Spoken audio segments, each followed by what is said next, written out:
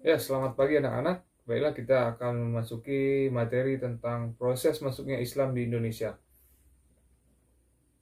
Kita flashback kembali karena pertemuan kita yang ketiga kemarin membahas tentang proses masuknya Hindu-Buddha di Indonesia, di mana ada 5 teori yang mengemukakan bahwa Hindu-Buddha masuk ke Indonesia itu dibawa oleh para pendeta, yaitu teori Brahmana.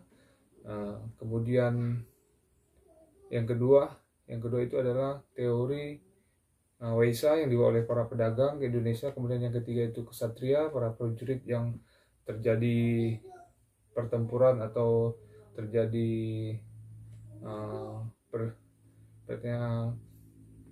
pertempuran di India, sehingga yang kalah itu kabur ke Nusantara, sehingga uh, membuat koloni, sehingga dia menyebarkan agama Hindu Buddha di Indonesia. Kemudian yang keempat itu teori Sudra, para budak yang menyebarkannya, di mana di India rakyat jelata ingin mendapatkan hidup yang layak, sehingga merantau ke Nusantara dan secara tidak langsung menyebarkan agama Hindu-Buddha ke Indonesia. Kemudian yang terakhir ada arus balik, di mana para kaum terpelajar Indonesia mendapat kabar bahwa di India dan Cina ada pusat dari agama Hindu dan Buddha, sehingga mereka belajar ke sana dan kembali lagi ke Indonesia dan menyebarkan agama Hindu Buddha ke Indonesia. Baiklah, kita masuk ke materi tentang proses masuknya Islam ke Indonesia, di mana indikatornya mendeskripsikan pendapat para ahli tentang proses awal penyebaran Islam di Kepulauan Indonesia. Yang kedua itu menganalisis munculnya negara-negara kerajaan Islam di Indonesia. Yang ketiga itu mengidentifikasi faktor-faktor runtuhnya kerajaan Islam di Indonesia. Baik, kalau kita berbicara tentang proses masuknya Islam ke Indonesia, kita harus memiliki bukti dulu, ya. Bukti itu ada dua, bukti dari dalam negeri dan bukti dari luar negeri.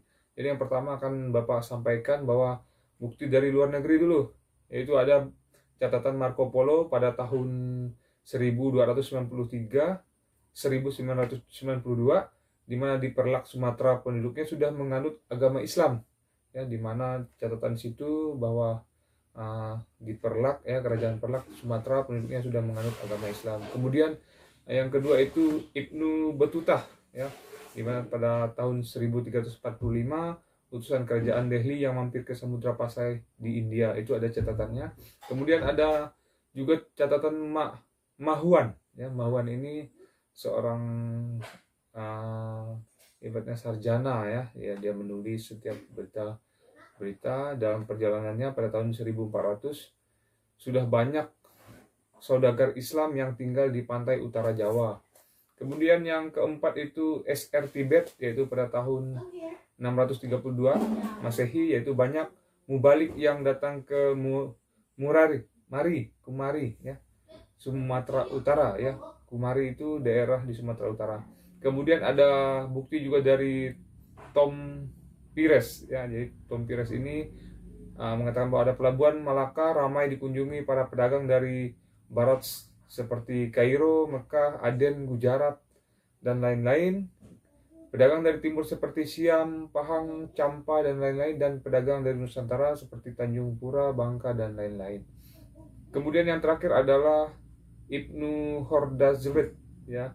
Pada tahun 844 sampai dengan 848 itu ada kerajaan Sribuza atau biasa dikenal dengan Sriwijaya di bawah kekuasaan Raja Jabak, menguasai jalur perdagangan dan berhubungan dengan pedagang dari Cina, India, Arab, dan Persia.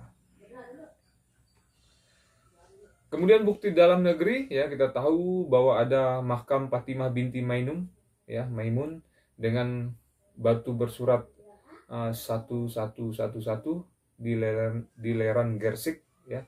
Kemudian ada makam Malik Al-Saleh tahun 1297 Masehi dan pendiri kerajaan Samudra Pasai. Kemudian ada makam Maulana Malik Ibrahim di Gersik yang wafat tahun 1419. Kemudian ada juga bukti bahwa ada nisan yang jirat, ya, yang ditemukan di komplek makam Troloyo dan Trowulan. Ya, jadi ini ya, salah satu bukti bahwa pada umumnya para ahli Islam sepakat bahwa proses Islamisasi secara meluas baru terjadi di sekitar abad ke-14 dan ke-15, dan setiap daerah tidak bersamaan, berbeda-beda. Jadi ada sangat berbeda ini gambar dari makamnya. Kemudian proses Islamisasinya, yaitu yang pertama jalur perdagangan ya, sambil berdagang para pedagang menyebarkan agama Islam ya. Jadi secara tidak langsung berdagang sambil berinteraksi, kemudian terjadilah akulturasi ya. Jadi bersosialisasi dia, terjadilah proses Islamisasi itu. Kemudian yang kedua adalah perkawinan ya. Setelah berdagang, para pedagang menetap dan mengawini gadis-gadis setempat ya. Jadi karena di zaman dulu tidak menggunakan berlayar, itu tidak menggunakan mesin, tetapi menggunakan angin ya. Jadi angin muson itu ibaratnya datang sebulan sekali. Jadi mereka harus menetap dulu baru bisa pergi setelah angin muson mengantarkan mereka untuk kembali ke India dan Cina. Kemudian melalui jalur pendidikan juga itu ada salah satu proses Islamisasi ya, dengan mendirikan pondok-pondok pesantren, banyak anak-anak yang belajar agama Islam. Kemudian yang keempat itu ada dakwah ya. Dakwah itu seperti syiar ya, khotbah ya, yang dilakukan oleh para wali songo, karena di Jawa itu khususnya para wali songo yang menyebarkan agama Islam. Wali songo adalah orang yang menyebarkan agama Islam di Pulau Jawa, yaitu yang pertama itu ya Syekh Maulana Malik Ibrahim, yang kemudian Sunan Ampel, Sunan Bonang, Sunan Giri, Sunan Derajat, Sunan Muria, Sunan Kudus, Sunan Kalijaga, dan Sunan Gunung Jati. Itu adalah 9 wali. Kemudian golongan penerima Islam, yang pertama itu adalah golongan elit ya, yang terdiri dari raja, bangsawan, dan penguasa. Kemudian yang kedua itu golongan masyarakat rendah, yaitu para pedagang. Ya, kita masuk ke dalam kerajaan Islam di Indonesia. Yang pertama itu Kerajaan Samudra Pasai, berdiri tahun 1928, didirikan oleh Malik Al-Saleh, terletak di sebelah utara Perlak, daerah Lok Sumawe ya. Pada tahun 1522, Samudra Pasai diduduki oleh Portugis ya, jadi bangsa Portugis mencari rempah-rempah ke daerah utara Perlak, yaitu Lok Sumawe ya. Jadi didudukilah kerajaan Samudra Pasai. Silsilah kerajaan Samudra Pasai yang pertama itu adalah Raja Ahmad ya, kemudian Raja Muhammad ya, kemudian turun Merah Gajah, kemudian ada Putri Betung ya, terjadi kawin ya, terjadi perkawinan ya. Kemudian Lahirlah Merah Silau, kemudian ada Putri Ganggang, kemudian ada Merah Asum. Kemudian itu dimana Putri Ganggang ini dari Perlak ya. Kemudian turun lagi Makhluk Tahir ya di Samudra Pasai, kemudian Malikul Mahmud ya, kemudian Malikul Mansur ya di Samudra di Pasai, kemudian Ahmad Perundai ya, punya 30 orang anak, 2 anak perempuan tidak disebutkan lagi. Kemudian Malik Mansur di Samudra, 1 anak laki-laki, 2 anak perempuan, 3 anak ini pun tidak disebutkan lagi. Kemudian turun lagi ada Tun Beraim Bapa, Tun Abdul Jalil, Tun Abdul Fadil, Tun Medam Peria, dan Tun Takla Dara. Ini adalah silsilah raja di Samudra Pasai. Kemudian masuk yang kedua ada Kesultanan Malaka, berdiri pada abad ke-15, didirikan oleh Muhammad Iskandar Syekh ya, 1414 sampai dengan 1424. Ya, Kesultanan Malaka mengalami keruntuhan karena diserang oleh Portugis di bawah pemimpinan Alfonso de Albuquerque pada tahun 1511 ya, jadi terjadi keruntuhan kerajaan Malaka. Ya, silsilah Kesultanan Malaka yang pertama itu kita lihat adalah sultan, ya. Yang kedua itu pati atau paduka sultan, kemudian ada bendahara juga, kemudian di bawah bendahara yang sejajar dengan bendahara itu laksamana, ya. Kemudian bendahara tumenggung, kemudian laksamana tumenggung, kemudian ada tumenggung, habis itu ada syekh bandar, kemudian syekh bandar. Ya, itu ada salah satu silsilah atau struktur struktur dari Kesultanan Malaka. Ya, kemudian selanjutnya ada Kesultanan Aceh berdiri pada abad ke-14, didirikan oleh Sultan Ibrahim yang bergelar Ali Bukhayat Syah, ya, 1514-1528. Pusat pemerintahan Kesultanan Aceh di Kutaraja. Ya, Kesultanan Aceh mengalami kemajuan pesat pada masa pemerintahan Sultan Iskandar Muda, ya, pada tahun 1607 sampai dengan 1636. Aceh mengalami kemunduran pada masa pemerintahan Sultan Iskandar Thani, ya. Faktor kemunduran Kesultanan Aceh adalah tidak ada raja yang mampu mengendalikan Aceh seperti Iskandar Muda. Pertikaian antara golongan bangsawan dan golongan ulama, banyak daerah yang melepaskan diri, kemudian yang terakhir Belanda menguasai Aceh pada tahun 1904. Selanjutnya ada Kerajaan Demak, ya, berdiri tahun 1500, ya, didirikan oleh Raden Patah, ya, 1500 sampai dengan 1518. Bergelar Sultan Alam Akbar Al-Fatah, ya. Daerah kekuasaannya meliputi Demak, Semarang, Tegal, Jepara. Karena memiliki bantar-bantar penting sehingga Demak berkembang menjadi negara maritim yang sangat kuat. Raden Patah kemudian digantikan oleh Adipati Unus, ya, 1518 sampai dengan 1521. Walau ia tidak memerintah lama, tetapi namanya cukup terkenal sebagai panglima perang yang sangat berani. Pati Unus berusaha membendung pengaruh Portugis jangan sampai meluas ke Jawa. Sebutan Pati Unus adalah Pangeran Seberang Lor. Kerajaan Demak, Adipati Unus digantikan adiknya yaitu Sultan Trenggono, ya, 1521 sampai 1546. Demak mengalami masa kejayaan. Setelah wafatnya Pangeran Trenggono terjadi perang saudara memperebutkan tahta, ya. Jadi runtuhlah kerajaan Demak. Kemudian kerajaan Pajang didirikan oleh Joko Tingkir bergelar Sultan Hadiwijaya 1589-1587. Hadiwijaya wafat digantikan Pangeran Benowo, ya.